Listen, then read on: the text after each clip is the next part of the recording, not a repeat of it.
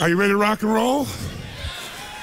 Well, we're excited because today we really begin the journey of bringing you so many different individual skills and tools to kind of fill out that set of 7 pillars, fill out, if you would, that football field. And I want to show you a little bit of where we are. Our goal here is to make sure you leave here not with information, but with a plan. So last night when you're sitting down and writing down all those action items afterwards, it's designed so you leave here with, this is what I'm actually going to do. There's nothing worse than being in a situation where you have all this great information, you've accumulated it, and then you go home, and the first thing that's going to happen when you get home is you got all this stuff waiting for you, don't you? And so what'll happen is, the email assault, which you're dealing with somewhat while you're here, all the requests, all the needs, all the desires, all the challenges. And so oftentimes people go and get all this great information, they're like, wow, I'm going to do this. But then just because of the fact they haven't put in solid what they're going to do before they begin the process, it just gets dropped out. So our commitment is to make sure that we give you every opportunity, you still have to do it, to put yourself in a position so that you leave here not just with information, but with a set of actions that are going to truly change your business and give you that incredible strategic advantage. That's what we're really looking for. And also though, today we're going to continue to do this morning, just briefly. I want to give you some tools to get you out of your box. Real simple things. Just a series of questions or phases of how do I, if I'm in my box and I'm saying, gosh, I build casinos and the casino business is down right now, or I'm in the medical business and it's kind of fixed what people pay me, how do I just completely innovate and change and shift? So this morning, what I want to talk to you about briefly is this concept of creating strategic innovation. Innovation, everybody thinks about. Yeah, we got to innovate our product, we got to innovate our service. But remember I said, all business really is, not me, it's Drucker who said this, is marketing and innovation, or innovation and marketing. You're creating something, innovating something, bringing something to the table that's more new, alive, a reason for people to do business with you today that gives you a competitive advantage because there's more added value for them to buy your product or service than anybody else. Then you got to market it. Those two forces have to be institutionalized in your organization. It used to be, you could come up with a killer service. You could come up with a killer product. And you could run or promote or market that product for 5, 10, 15 years. And as long as it's a great product, you could own the marketplace, especially if you were first. Today, market cycles. I remember, for example, in the early 90s, Sony used to have a market cycle where they'd build a product and they would have about a 4.5-year market cycle. So in the days, let's say, even the 80s, when they were building like a Sony Walkman, when they built Sony Walkman, in those days, their market cycle was in the 7-year frame. Then it went in the 90s to 4.5 years. Anybody know what the market cycle is now? Now there's a create a product before they know they got to replace it and improve it and sell it in that business? 6 months. 6 months. They know that if they are going to hold on to a customer every 6 months, they have to find some way to take it to the next level. And by the way, Sony used to do that. And they owned the marketplace. Who replaced them in the sense of innovation when it comes to technology? Quick. Apple. Sony was the Apple. But interestingly enough, Sony got to the point where they stopped doing the same level of innovation. They started coming out with products that looked different, but there was no real innovation. Innovation isn't just looking different. Innovation, by the way, can be looking different. Looks can be an innovation, believe it or not. But it can't be the only innovation over and over and over again, or customers just get used to it. It doesn't mean anything. There's not enough added value. So what is strategic innovation? It means training everyone in your organization to think, we have 2 jobs. I don't care if you answer the phone, or you work in the stock room, or you're in marketing and sales, or you're head of accounting. I don't care who you are. We do 2 things here. We innovate and we market. Anything you can figure out, anything you can bring to the table that can help us to innovate, make our product or service better in some way for consumers to meet their needs. The more we can know about their needs and the more we can find to meet those needs, and anything you can tell us that can get us out there to educate people about why ours is better, any way we can get our message out in a unique way, we all need to know. You need to reward within your organization. Now, strategic innovation is different than just constant never-ending improvement. Constant never-ending improvement is a very, very important principle. If you're not constantly improving, you're definitely going to be passed up by your competition. But if you're thinking about strategic innovation, what it really means to me is rewriting the rules for competition within an industry, within an area. When you change how people compete, when you change the rules, you take over that industry. You shift completely the game. So in my industry, the vast majority of people spoke and still do for 1 to 3 hours, which many of you yesterday wish I was one of those people. But that's usually it, because what it was is about inspiration, right? It's inspire people. And what happened for me is 90% of them are an hour or 90 minutes. And I was like, it's wonderful, that's a useful tool. But inspiration is like motivation. Motivation's nice, and it's like a bath. It doesn't last, but you still take a bath every day. But my view was, how do I get people into immersion? How do I put people in an experience where their life really changes? And so I changed the game, and people never even considered saying, we're gonna do 3 or 4 days and nights where you're gonna go 50 hours. No one will sit there. They won't sit for a 3-hour movie that someone spent $200 million on. But I changed the game. I changed the rules, because once people got the result, even if in the beginning it was tough on them, by the end, the level of transformation was so huge, it changed the rules, it changed the game, it changed the size, it gave me a brand, it let me dominate an industry. Because when people walk up to me throughout my life, the #1 phrase, you can see me anywhere in the world, dozen times a day, not in a seminar, I mean just walking around, is, oh my God, Tony Robbins, you changed my life. It's like, I always say, you changed, but thanks for the credit, I'm glad I helped. But they'll say that like clockwork, every single time. That's different than I like your product. That's different than I enjoyed your seminar. You changed my life. That changes the rules for competition. That created a different way of competing. Now, I didn't do it to compete. I did it because my passion was, I love people, and I don't want them just to be inspired for the moment. I want to make sure they really have the tools, the skills, the ability, the shift that creates a lasting change in their life. And I wouldn't settle for anything less. So you don't have to do it to compete. You strategically innovate because you're obsessed with meeting the needs of your clients. That's the difference. Now, who's done this? Well, Sony did it in a really simple way. Sony didn't come and say, let's do some research and let's figure out what product people need next. Because when they came out with a Sony Walkman, the entire focus of the music business was on making things what? Bigger or smaller? No, when they came out with Sony Walkman, the entire industry is about making things bigger, bigger speakers, bigger woofers, bigger everything. Nobody was asking for smaller. Bigger equaled better, bigger equaled more money, bigger equals more status. So what these people did is they innovated strategically. It's the ability to reinvent the basis of competition within an existing industry or invent an entirely new industry. That's what Sony did. Morita said, wouldn't it be wonderful if you could have the same quality of music that when you're sitting here in your chair with these giant speakers when you're walking around? He did not get that from a focus group. He did not get that by someone telling him. He just tried to figure out, what do people need that they don't even know they need? That's a different game. That's when you start to reinvent things. Otherwise, you're just an extension of everything else. What do they really need they don't even know they need? He really walked around, he talked to people, and they talked about how much they love music and so forth, and he just thought, gosh, people are traveling more and more, people are mobile more and more. I'm gonna come up with this idea. And so now, we think of a Walkman, it's like this ancient dinosaur, right? This giant thing in your hand, compared to this little tiny, the newest iPod they've got that, is like the size of your fingertip.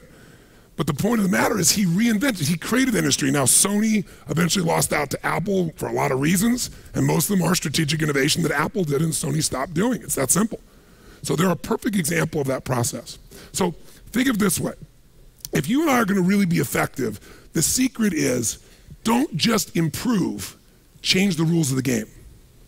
Change the rules of the game. You do that, the game changes overnight, and I'll give you an example most of you probably make use of. Starbucks. Did Starbucks change the rules of what a coffee shop was, yes or no? A little or completely? What was a coffee shop before Starbucks? It was a place that you got coffee and what else? What else? Yeah, you got bacon and eggs and sausage and, you name it, pancakes. That was a coffee shop. True? And people got their coffee. What they did is they came along and they said, you know what? People, I notice, the world's changing. People used to go after work to the bar, and they don't go to the bar before work. It's like people need a place to go between work and home to decompress before they deal with what's at home. And they said, they want to be social sometimes they want to be by themselves. And then this man didn't even create this, right? How did Howard find or come up with Starbucks? He went overseas, he was in Italy, and he saw these little coffee shops, these little bistros, and he was like, wow, I think that could work. All he did was model it and come bring it here. But he changed the game of competition. He wasn't competing with Denny's. He wasn't competing with these normal coffee shops. He was this high-end, super expensive. You got an identity by going there. You got a social experience by going there. You had a place to be able to go between your life to decompress. He changed the entire rules of competition. And by the way, he was first. The first one not to ever make one. The first one to get in consumers' hearts and minds. And once he was first, there are a bunch of people that try to copy it. They might even have better coffee. But once they're first as a brand, he innovated first and he branded first, and they own the market. And by the way, how much have they grown? How many stores did they have in 1998? 100 stores. How many do they have now? Last year, they ended with 15,000 stores in 10 years. That's what happens when you strategically innovate. He could never have made a coffee and like made his product better and then sold and grown like that. The reason he grew like that is he created a whole new category that he was the leader in. That's what you have to be able to look at. That's what I mean when I talk about strategic innovation. Nike, we gave the example of yesterday also. Think about what Nike really did along the way. First, he sold, somebody else's shoes, meaning Phil Knight. Then he lost the contract, which looked like the worst thing in his life. I'm losing my product. But what did it make him do? It made creating a product of his own a total what? A should or a must. Come on, guys, a should or a must. By the way, that's what the value is of the marketplace right now for many of you. Your worst nightmare is, if you find the way to use it, the demand to strategically innovate. And if you do that, it could be the greatest day of your life. Even if right now you're scared out of your mind, take that fear as energy.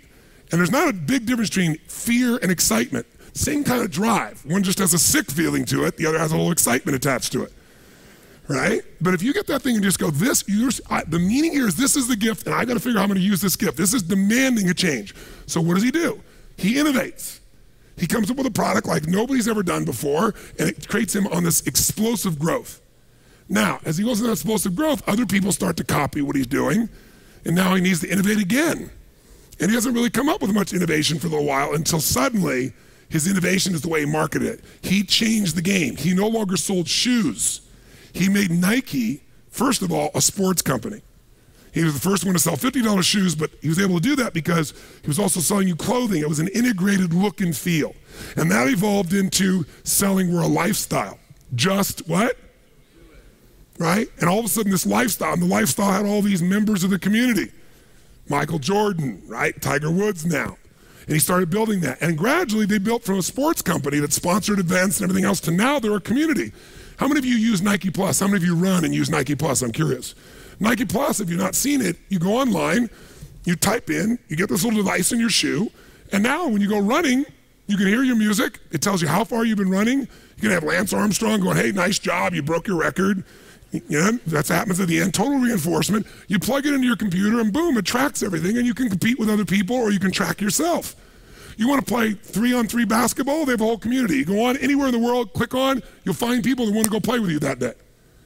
What they're now doing is they're in your life every day. They're no longer a product, they're no longer a service, they're a community that you're a part of. That reinvents the way they compete. So guess what? Nike doesn't have to spend these ads. They got millions of people to log on every single day because it's a part of the ritual of their life.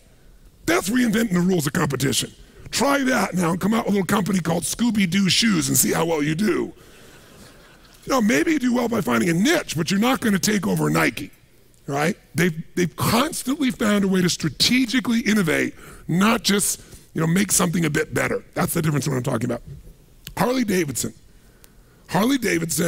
after, before World War II, after World War II rather, became this giant, incredible, arm of marketing.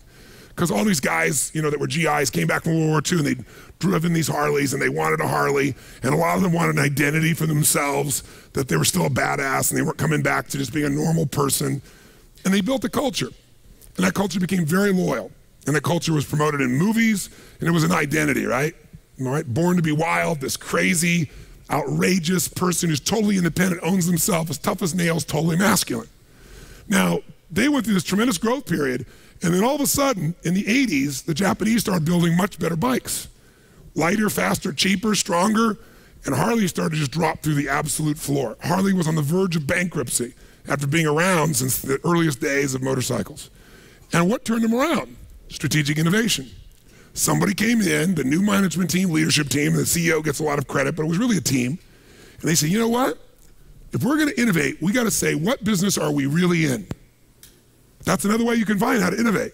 You keep thinking you know what business you're in. You think you're the person that builds casinos. That's only one way of looking at your business. There's a much broader version of what business you're in. And I started looking around and saying, who are our customers really? What do our customers really buy from us? Are they buying a motorcycle? No. They're buying an icon. They're buying an identity. They're buying legacy. I mean, these are not just bikes, these are legends. And gradually they began to realize what we really sell at this stage, we've been around so long, we're really selling a heritage. We're selling a legacy. We're selling a lifestyle. We're selling a way to live. We're really selling nostalgia, a mindset, because baby boomers, they found, guess who buys the most number of motorcycles? What age today do you think? 38 to 50. It's somebody about to have or in the middle of their midlife crisis who says, I'm still a badass even though I'm old. And they began to realize that's where 80% of these motorcycles are sold. So they said, here's what we're going to do. We're going to sell this identity not only to these people, if we want to expand the market between 38 to 50-year-olds, we're selling nostalgia. Some people aren't going to ride a bike, but they want the identity. And guess how they grew their business like crazy and expanded all their marketing, started selling all the clothing like crazy. The market became create an identity. So I can remember, I never rode a motorcycle. Growing up, one of my cousins, was on a motorcycle. We had no money, so I couldn't afford one, but also he actually crushed his leg and had stunted growth, one leg shorter and longer than the other. So I never went on a motorcycle. So I learned to fly helicopters later on in life and things like that. And that was my idea of really kick-ass flying. And then I meet Sage and she says, do you ride a motorcycle? And I go, no. And she goes, oh. I'm like, I fly helicopters. Come here, Rip the doors off. We're going to do helicopter surfing. We're screaming down on the water just as the curl's coming and pull up as the wave goes underneath it. But of course, she got motion sickness and threw up, so that didn't work real well. So I decided, I got this woman, I'm in love with her. She likes motorcycles, and her dad always had Harleys. So I reluctantly go to the Harley store thinking, what the hell am I going to do? Because I didn't have those iconic images in my mind of trying to be a badass with leather and all these good things. So I get on this motorcycle and it's like, wow, it's like flying. I mean, this is really cool. It's a lot like flying. It's an incredible feel. So I don't have a license. I drive a motorcycle for 20 minutes. And the guy, I said, if I want to see the best motorcycles all at once, because I always want, the very best, how would I do it? He said, well, you'd go on this incredible rally. They do this rally in South Dakota, North Dakota, what's it called? Sturgis. And he said, it's happening this weekend. So I go, this weekend? They go, yeah, they're going to be like, 400,000 bikes there. So I said, can you get me a ticket? He goes, you don't need a ticket. You just drive in. I said, but I don't have a motorcycle and I don't have a license. He goes, that's a problem. I said, listen, can you arrange for someone who can rent me a bike? He goes, well, if you don't have a license. I go, come on, man, let's make a deal. So sure enough, he arranges. So I fly in my private jet so I can get on a Harley. So I could feel cool, right? So I fly to Sturgis and bring Sage. I've only driven one of these things for 20 minutes. I've never had anybody on the back of it and I have no license. But I'm going to Sturgis, baby. And I got my leather jacket. And my chaps, the full thing, ready to rock. So I get there, the guy gives me this thing, I'm trying to figure out how to orient him, going, come on, hon, get on the back. And she's looking at me like, can you really do this? And then we did this drive, unbelievable drive, and went down Mount Rushmore, and it was just incredible. And then we got there that night, and they said there were going to be all these bikes. And we got there, and there were probably 15,000 bikes, which sounds like a lot, but that's not 400,000.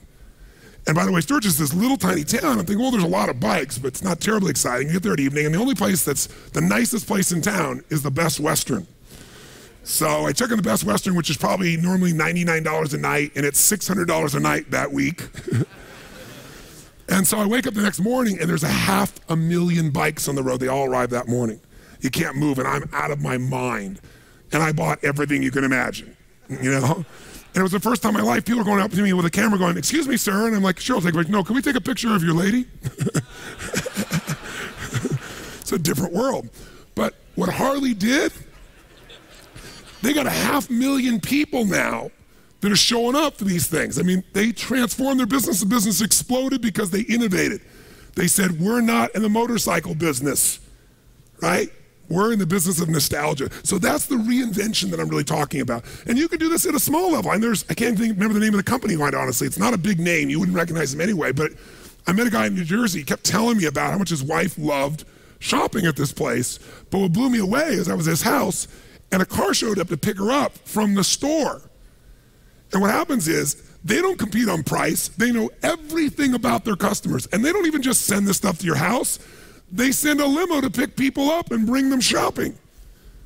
I mean, they have no problem with price competition. They're not worried about, recession, depression, not at all. Because they've just reinvented the entire way of competing. If you look over here at the Wynn Hotel, see, Steve Wynn, interestingly enough, kept building these hotels, and he sold them all to the MGM, and then he went and built the Wynn. And the Wynn was supposed to be the highest end, which he did. 2.3 billion was the first one. The Encore's 2.7 billion. And he changed the entire way of competing. He decided what kind of services, what he was going to do, and he wanted to own the high end. And you know what I found out? I went on this trip with him, and I found out something interesting. He began to realize that all the money, 80% of the money, is made in Baccarat. And there are 50,000 players in the world that will make 80% of his profit. All those other things you do are minor, tiny compared to the sales that they make from 50,000 big whales that they take care of. And he wanted to have the richest, most exclusive, most extraordinary place on earth for them to go be able to do this. And by the way, Baccarat has the best ratio, best advantage. The house has the advantage, but it's tiny. It's the smallest. So as a gambler, you've got the best opportunity, but that's if you play once. If I have the advantage even by 0.1%, and you keep playing, the longer you play, the odds are on my side.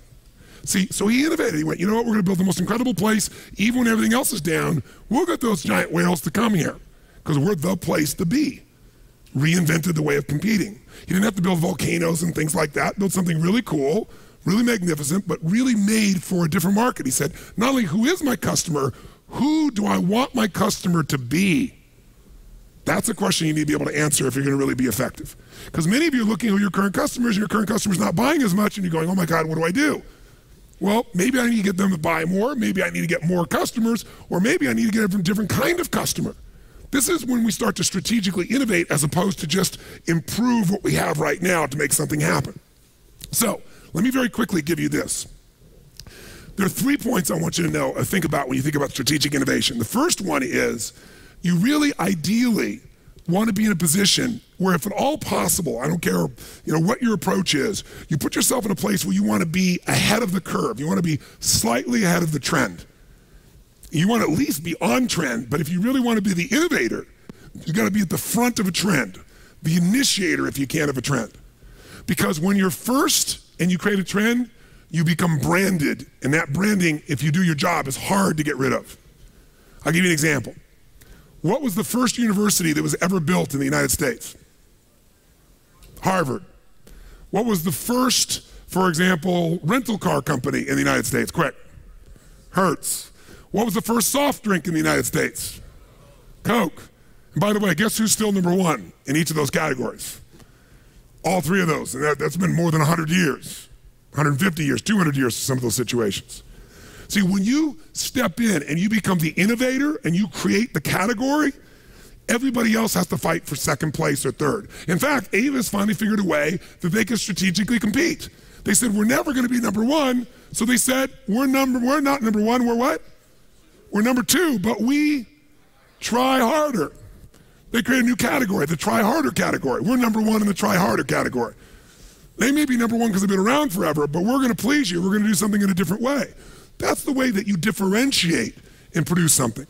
You also, if you're there first, I'll give you another example. A friend of mine, the gentleman that financial person that I coached for the last 17 years, he introduced me to a man, and we're having lunch one day, and he goes, here's my friend, and we start talking. I said, well, what business are you in? He said, bottled water, but I'm about to get out of it.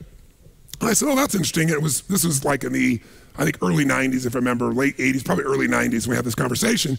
He goes, yeah. I said, wow, what a trend. The idea that people could get us to pay for these bottles of water, $2, $3, that everybody used to drink for free. I mean, that's the ultimate marketing. In fact, Coca-Cola and people like that were making more money. Some of them were charging more per ounce for water than for Coke, or than for beer, or Borden's milk. And it's just water. I said, that's amazing marketing. He goes, yeah, I was really lucky though. He said, I got in the mineral water business right as a trend happened. I said, what was that? He said, when people started saying it was okay not to drink, and he even started promoting designated driver. I thought, this is a trend that I think is gonna stick. You know, I think people are gonna take advantage that they don't have to drink. They don't have to feel pressured to drink. And I think they're gonna look for an alternative while they're in the bar. And he said, I thought the alternative was this little company I bought for $500,000 called Perrier. He bought it for $500,000. It was making $100,000 a year. He kept that company for 15 years and sold it for $2.2 billion because he was ahead of a trend. All right, and he was there. And by the way, people don't say, give me a mineral water. Most of the time they'd say, give me a Perrier. In fact, Pepsi hates that people still often say, can I have a Coke? Because they're first, right? And so in any industry you can do that. You know, in my industry, the greatest compliment I get is speakers come up and say to me, you know, gosh, you know, guess what? I have these people tell me, you know, you remind me of Tony Robbins. And I think, wow, I'm really complimented. I'm also going, great, I want you to be like Tony Robbins. That's a great compliment for me, a great compliment for you, but it also comes because I was here first, baby, and I did my job. I delivered in a category no one had ever done anything like. That's how you strategically innovate and own something. See, you got two choices. Try to go sell everybody, or have people, when they think of the best, they think of something they want, and they think of the best, they think of you. Very, very different game. Very, very different approach. Now, you want to be first ideally, but if you can avoid it, you don't want to be the ultimate pioneer in some businesses, because the pioneer, the Indians usually put arrows in their back. So it's nice to know the trend is real if possible. It's not always possible, but ideally near the lead. The other thing you want to do ideally is get in a game with infinite upside. Get in a game with infinite upside. If you're going to strategically innovate and you're going to create this new product, this new service, this new approach to things, you don't want to be in a situation where you spend all this time and energy and create something new that has a limited amount of upside. It's going to have a 3-month upside, a 6-month upside, or people can only do so much. Now, I didn't do this because I didn't enter a business and go, where can I go get the largest margin possible as a business owner? This was my mission. So I didn't do that. I didn't go, where do I do a business that I can go sell for 10 times, 20 times, 30 times? Where am I gonna get the largest multiple? I didn't do that. I didn't look for infinite upside. In my case, it was just driven by wanting to serve. But today as a businessman, entering into businesses, I'm going, what's a trend that's just beginning that I think has real legs? Is there a place, is there a way to partner where we're the leader in that trend, but also where that trend's not gonna be short-lived, it's got infinite growth and upside, where there's real opportunity. Then you start to think in a more strategic way. Is this making sense? Yes. Okay, so now, you might say, okay, Tony, this is all cool, but how do I do it? Here's what, I'm gonna make this so damn easy. 5 little areas that if you go into these areas, you will automatically get the ideas for strategic innovation. In other words, if innovation needs to be a part of your life, and you're saying, okay, Tony, I wanna innovate, how do I do it? If you do these 5 things, or even a couple of these 5 things, you're gonna find yourself in a position immediately where innovation will start to happen, because your goal is not to be the innovator. Your goal is to have an organization that constantly innovates. Because if you're the innovator, then the entire business is still dependent upon you. But if you're the person that's creating innovation, you know, by a system you've created, then the people can change, the environment can change, and the innovation is going to keep occurring. So here's the first of the 5. I want you to jot these down, and then afterwards, I'm going to have you jot down how you could use these 5. So the first one is, you need to get new voices. You need to get new voices. Now, what does this mean? Well, I know companies, one of my friends is a guy that's worth about $6.5 billion. He's a very private man. He's in New York City. Most people don't even know his name, because everything he does, he's in the background of. I have enormous respect for him because he gives away about $100 million a year anonymously each year to organizations that he thinks makes the largest difference in the quality of human beings' lives. Like last year he did one for a mentoring organization. He's just a wonderful guy, totally private man. How does this guy, who's very quiet, he frankly, when you're in a room, you don't know he's there. At the end of the meeting, when everybody's talked, he might say something. He says it real quietly. People kind of lean in like E.F. Hutton, you know, in the old days to listen. But he has this incredible ability to take companies to another level. And the reason is, he just told me, he said, Tony, one of the first things I do, take over an organization, is I figure out what that organization is, what the trends are, and then I go find somebody else, a group of leaders to bring there, not to run it, but because I know they're going to bring a completely different voice to the organization. And one example I'll give you that I know about that he told me about from a friend of his is, remember when IBM grew like crazy? They managed to give away the most valuable thing in their entire life, the software to the IBM PC, to Windows. I mean, think about it. Here's a man, who runs Microsoft, this little company, this young boy who's creative and gutsy. He leaves college, Bill Gates, and he calls the guys who have the Altair computer and says, you got this computer and you have no software. I've written software for it, which, by the way, he hadn't written one line of code, and he didn't even have access to an Altair computer. He just believed he could, and he sold them. And they got together and started writing code, and he figured out how to do it. He got the thing going. And then what was his big breakthrough? Did he write MS-DOS? No. How did he get MS-DOS? Someone tell me. MS-DOS, which is the basis of making all his money. Before he copied Apple's Windows, it was MS-DOS. He bought it. How much? Anybody know? $50,000 he bought MS-DOS. Then went to IBM and licensed with IBM to have it be the exclusive software for all their computers, and then for when everybody knocked off IBM PCs, clones, became the basis of that. Just think about that, because most of you think of him, you think of this incredible coding genius, which he is, but he made all his money basically just by finding a way to reinvent the rules for competition. He let IBM sell everybody razors, and he sold the razor blades. And so IBM didn't make much money. In fact, IBM at one point, you remember, they were in deep, deep, deep trouble. And they brought in a series of new CEOs to turn things around. And they brought in what, I don't know how to pronounce his name, it was Gestetner, the gentleman who came in, who was like the major turnaround guy. What's his name? Gertner, thank you. And Gertner comes in, and sure enough, when Gertner came in, the first thing Gertner did, it was brilliant, is he realized that for IBM to change, somebody interviewed him in an article, and this is where I saw it, and they said, will IBM be able to turn things around? Will they be able to come back? Will they be able to become a force in computers or computer services or anything of that nature? And he said, I had the same question when I came on board. And he said, here's how I addressed it. I asked the question of our executive team, our leadership team, our management team, our marketing team. I said this: how many people do we have under the age of 40 who are based on the West Coast and Northern California on our core teams?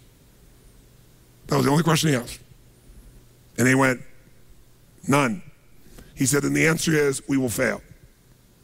He said, because 85% of the innovation that's happening in the world is coming from the location called Silicon Valley in Northern California, and it's by people under the age of 40. What we have to do right now, if we're going to transform this company and innovate, is we need new voices. We need people who have a completely different voice. They have a completely different life experience. They will naturally cause us to what? Innovate. But we can't do this if we're like going to visit them once in a while. Proximity is power. Whenever you're around something day in and day out, it's going to have an impact on you. And you need to go get new voices. So my friend that I told you about from New York, what he's constantly doing is each year, even in companies he owns, he deliberately brings in some new key executives constantly, if for no other reason, but make sure he gets new voices. New voices will cause innovation to occur. It'll happen very, very rapidly for you. Here's the second way or place you can get innovation. New questions. New questions give you new what, my friends? Answers. See, a lot of times, you're starting out with a presupposition. Like last night when the gentleman raised his hand again and came over to me initially and said, well, how do I do this when it's impossible? How do I do this when no one is buying right now casinos, not building casinos? How do I? Presuppositions. His question guaranteed he couldn't come up with an answer. The quality of your question creates the quality of your answer. So I'll give you one example that's real fast, and then you can think of some of your own ideas here. New questions would be Bill Gates. I was talking with some people that knew Bill Gates, and I was trying to dig underneath, and some of you have been to my programs. Who's been to Date with Destiny? Anybody here been to Date with Destiny? Wow, quite a few. So you've been to Date with Destiny, all of us as human beings are controlled by what we focus on. Whatever you focus on, you're going to feel it, even if it's not true. So if you focus on the world's ending and you imagine the whole world's going to come to an end, we're never going to ever be in happy times again, you see it, you imagine it, you focus on it, you're going to feel it. But what controls our focus more than anything else is questions. Because if somebody asks you a question, even if you don't want to answer it, if you keep asking that person, just to understand what you're saying, they have to imagine it. They have to go in their head. They have to change what they focus on. Well, human beings tend to have what I call a primary question. one question you ask more often than anything else on earth. And you ask it subconsciously all the time. And people who through Date with Destiny discover it. And it's why some people, for example, might go out in life and they make all these great changes and it never lasts. Because the primary question they have is, why do I always screw things up? And it's an unconscious question. Why can't I succeed or sustain success? Or how do I make everybody happy all the time? Ain't gonna happen. But see, they're constantly asking a question that's unanswerable or moves them in a negative location. You change that question and you change what they focus on, their whole life changes. So if they change the question to, how can I appreciate even more all the gifts God's giving me right now? And that becomes a primary question. They walk around in gratitude all the time subconsciously. So questions control the way we think. Whenever you see someone successful and they come up with a new answer, it's because they asked a new question. What question did Bill Gates ask that was different than other people building software? He did not ask the question of himself and his team, how can we build better software? Here's the question he asked, the exact question he asked, because repeated me again and again by people on his core partnership and team. He said, how can I become the intelligence that runs all computers worldwide? How can I become the intelligence that runs all computers worldwide? And when he asked that, he realized all computers have one thing in common, and that is if we're going to have computers being able to communicate to each other, we're going to have common software. The hardware may be different, it's the software, and that's why he got that. By the way, that question is also why he was late to the internet. Because the internet's not about controlling computers. It's a different question with a different answer about networking. So you got to ask yourself, what are some new questions? Because new questions, by the way, will start new conversations. And if you do it with new people, with new voices, innovation is going to go crazy. And it's going to be institutionalized. Third question, or third new thing for you is new perspectives. New perspectives only happen if you get yourself in a new environment. There's a company called Nokia, many of you know. Who's got a Nokia phone in this room? I'm curious. Now look at this group of hands. Nokia was dominating the marketplace prior to the iPhone, complete domination of the marketplace for many, many years. Nokia was not a dominant source. Where is Nokia based? Who knows? Yeah, it's in a very, very cold, dark place in Scandinavia on the edge of the Adriatic Sea, and they were trying to figure out what customers wanted by working with engineers who were working there in Finland. And guess what? They weren't doing so well. But somebody in the group got smart and said, you know what? We keep making more and more technical phones, and we keep innovating the technology like they used to do with VCRs when all of us were kids. And they made so much innovation, you didn't use any of it. So he said, you know what we got to do? If we're going to really innovate, we got to know what our customers want. But the customers we want, who do we want our customers to be? We want our customers to be leading edge people. We want the kind of people that influence other people, because people today don't just want a phone, they want an identity. They want to feel different. So they sent their engineers, these guys that are not marketing guys, because they knew they kept telling them change this, but they couldn't do it. They sent them to 3 places in the world: King's Cross, Australia, the east of London, and Venice, California. And they said, go live there for 6 months, interact with as many human beings and customers as you can, and then come back and we're going to redesign our phones. And you know what they all did? They all came back and they found the most important changes they could possibly make to the phone. And guess what it was? Color. Same thing that they did with Apple originally. They came out with the first ones with a red phone and a purple phone, and then a way in which you could print out off of your computer a cover for your phone. And then they came up with ringtones. So you could have a special, unique identity. That's what the engineers end up coming with, because they were given a new perspective. Again, proximity to the customer in a radically different environment automatically created new answers for them or new innovations for them. And then fourthly, new passions. New passions, listen, when you're passionate, don't you tend to innovate by your own nature? Because you're doing something you love, you're doing something you're excited about. And probably the best example of passion driving a company is Virgin with Richard Branson. Most of what Richard has created in his companies was something that he experienced, a product, service that he experienced and disliked immensely, and said, this is what I'd want. And he was totally passionate about it. From where you get to stay when you go at the, to the airport and you're transitioning, he said, I want a place where I can play pool. I want a place where there's a swimming pool. I want to be able to have, massage. I want some great drinks. And so he reinvented it. I want to have a bar on the plane. I mean, that's what he did. Everything he's done, all the innovation that has set him apart has been because he's thought about something that he's so passionate about that if he had it, it would have lighted him up like a Christmas tree. And he felt that he's a representative of a generation, and he really is, and he's done incredibly well. And finally, the last one I jotted down for you is new experiments. If you're going to innovate, many of you don't innovate because you go, damn, what if it doesn't work, right? I mean, I only got so much time, only got so much energy. We can only invest so much money. We start to work on this, and right now we got a great business right here. I don't want to mess with my core business. You don't have to. Keep your core business where you're rebuilding, these casinos. But then create for yourself a couple skunkworks projects, a couple experiments. Almost all the innovation that happens at Apple, what happened? The Mac came from a skunkworks group. A group of people, they say, you know what? We're building the Lisa. All our money's going into the Lisa, the computer they're building at that time. But we're going to take this small group of people, and they're going to go work and see if they can reinvent something from scratch on their own. If it doesn't work, we don't care. We're going to try it. At Google, many of you know, people have about 20 to 25% of their time designed for skunkworks to work on some project they think is worthwhile. Google Maps came out of that. Twitter came out. The company is building these great resources, and this little stupid little project called Twitter.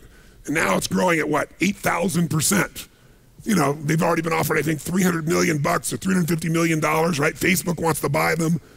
And they're at the beginning of the beginning of the beginning, what's happening with Twitter. Total innovation. You can use these same resources. Twitter's an interesting example. I thought to myself, someone was telling me, you got to do this Twitter thing. And I'm like, Twitter? I mean, get a life.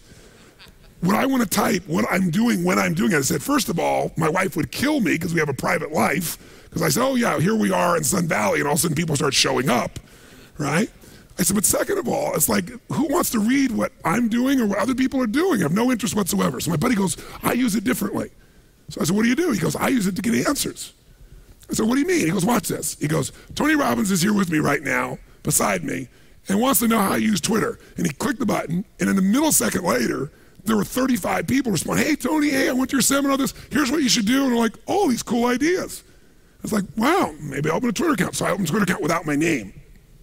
And I did it, and I barely ever used it because since my name wasn't on it, I didn't interact with anybody. And I didn't put anything on there. It was like, what am I going to broadcast? Yes, I'm doing a seminar, right? Yeah, that's new information for me, right? But then one day I thought, there's all these people out there, and people kept coming up to me saying, would you do something to inspire me every day? And I'm like, another product, another service, I don't want to commit to that. And I thought, you know what? I'll just put a quote on my Twitter each day for something, just a simple quote, not just mine, other people's. It'll make me look for one each day too that I like, and I'll just share it. And if I find cool clips every now and then that I share with my friends, I'll share them as well. And I did that 10 weeks ago. And this morning we have 300,000 people. And there's 8 million people on Twitter, and we're number 35. And it's just like, wow, this blows my mind. It's just a fun, cool little tool. So it wasn't much of a strategic innovation for me. Somebody else created the innovation. But sometimes you can use the innovation for your core business as well. And I use it again to look at, okay, here's just a little experiment I'm doing. Gosh, if this continues, maybe it won't. But if this continues, I have 1 million people that I could send a message to 3 months from now, 4 months from now, at the current growth rate, if it stays there. If it takes longer, but I like the idea. God, it's something I really am passionate about. I want to send a message to people, 1 million people like that. That's a great tool. And there's a business application here somewhere for it. Most people haven't figured it out yet. I'm sure Twitter will find theirs. It'll be advertising or something, but it'll be a great tool for keeping people informed. And what's great is I actually read them all, but I have to respond to them all. It's like email, oh my God, another 300 messages. Twitter is like, oh, it's fun, read it. People put clicks in, I go see what they're doing. It's a very cool thing. So again, you want to look at this and say, I don't have to change my business. Maybe there's some experiments I want to do in my business. And then here's some questions, 9 questions for you to consider. And here's what they are, just I'll read them out for you real quick. What business are we really in? That's a question you got to keep asking yourself. Why are we really successful? Many of you think you're successful for one reason, but you're successful for something completely different. It's worth taking the time with your team to ask this question. Who is our customer, really? Or who does our customer really need to be in the next 5 years? If you're going to start a business today from scratch and maximize impact, leverage, and profitability, what would you do? Some of you may be starting a business within your business to compete in this new world. What distribution channels are we not maximizing or using? What technology are we not using or maximizing? That's why I mentioned Twitter to you. What identity do you want people to associate to your business? Who do they become by doing business with you? And if you were going to create another industry from scratch, if you were going to create an industry within your industry or somewhere else, what would it be? So here's what I'd like you to do. Let's just take 5 minutes, literally, to brainstorm. How are you going to get new voices into your business? By the way, do you have to hire somebody for them to be your new voice? Yes or no? So if you're brand new, you're an army of 1 or 2 or 3 or 10, you could go get people. You can do it through a variety of sources. You can do focus groups. You can sit with a group of friends. You can get a group of your customers. You could use a service like Twitter. You could do all kinds of things. How are you going to get new voices? But be specific. What kind of voices do you want to get? Who would help you innovate? What kind of person could you bring to the table? Ideally, somebody on your team. But also, where could you get new voices? What are some new questions that you need to ask? I gave you these 9 as a sampling.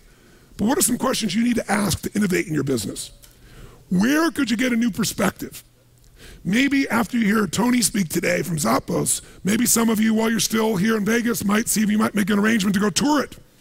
Take the hour tour and just go get the perspective of how a business that goes from 0 to $1 billion really runs.